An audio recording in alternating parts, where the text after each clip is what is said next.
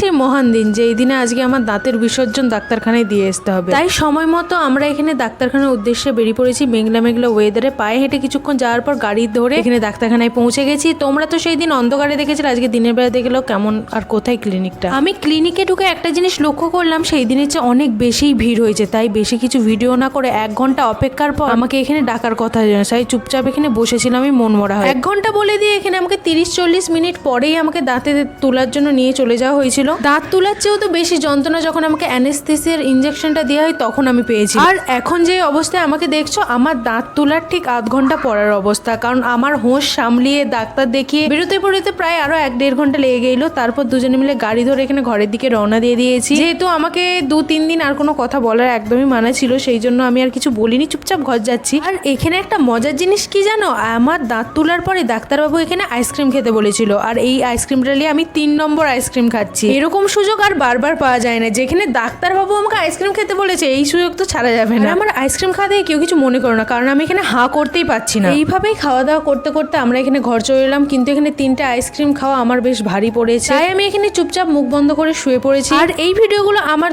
প্রায় 2 সপ্তাহ আগের ছিল, যেগুলো এখন আমি তোমাদের সাথে শেয়ার করছি। এখন আমি অনেক সুস্থ, ভালোভাবেই কথা বলতে পারছি, তাই এবার নতুন ভিডিওগুলো খুব তাড়াতাড়ি আসতে থাকবে। এইভাবেই পাশে দেখো, বাই বাই।